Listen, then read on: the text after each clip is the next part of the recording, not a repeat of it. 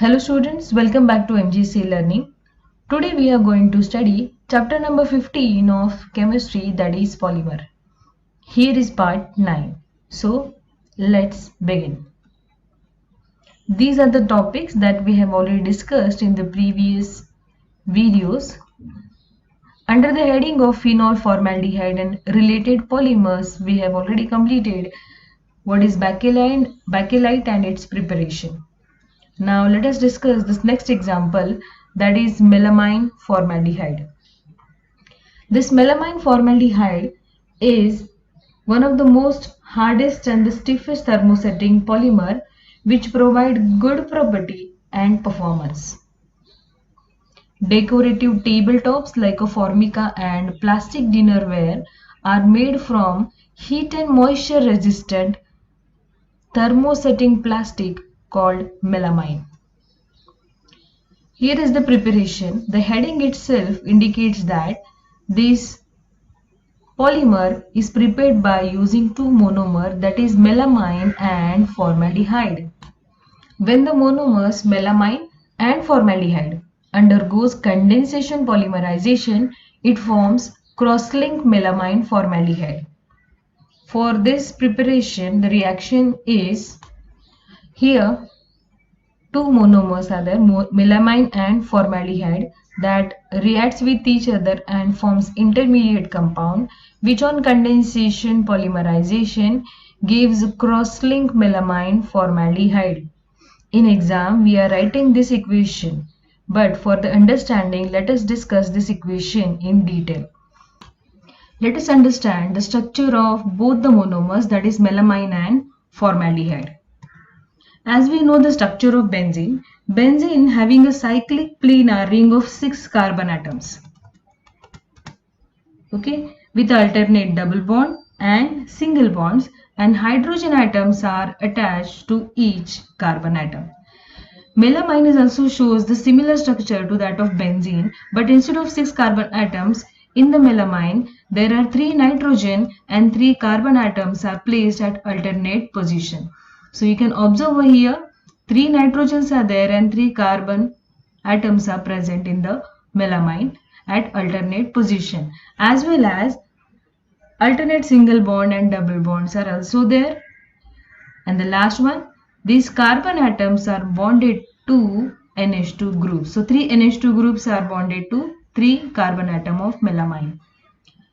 So writing the structure of melamine, here is the nitrogen, will start with nitrogen, then C, then again nitrogen, carbon, nitrogen and carbon.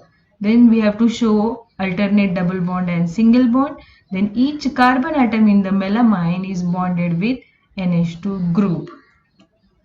The IUPAC name of this melamine is 1, 3, 5 triamino 2, 4, 6 triazine. So these are the 3 amino, that's why triamino group, and position of second, fourth and sixth shows triazine groups.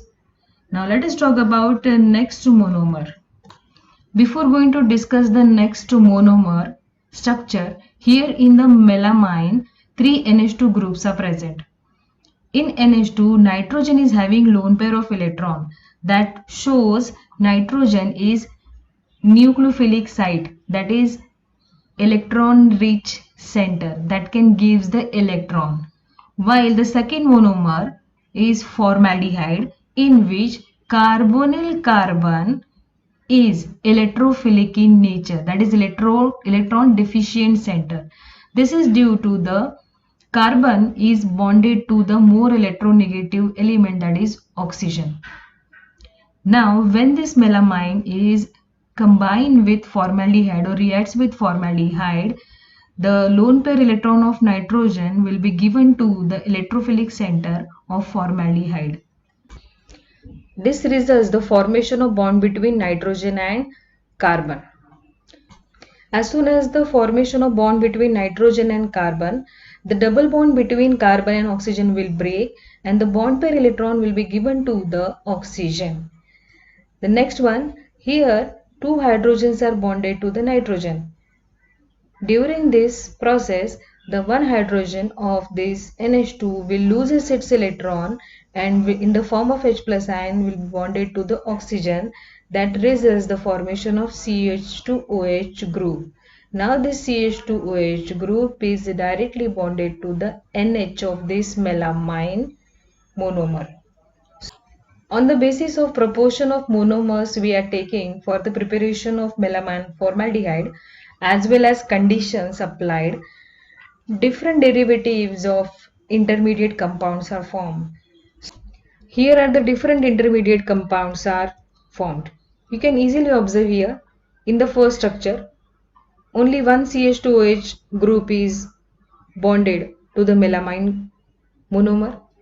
Here two CH2 groups are attached to melamine monomer, while here three CH2OH groups are attached to melamine. These are the intermediate compounds. These intermediate compounds are called as methylol melamine, as only one CH2OH group is bonded to NH of this melamine. Therefore, it is called as monomethylol melamine. Here you can see three CH2OH groups are present, so it is called as trimethylol melamine. So in this step, what exactly happened? Melamine and formaldehyde combine with each other and forms the different derivatives of methylol melamine. The next step is the condensation process of methylol melamine.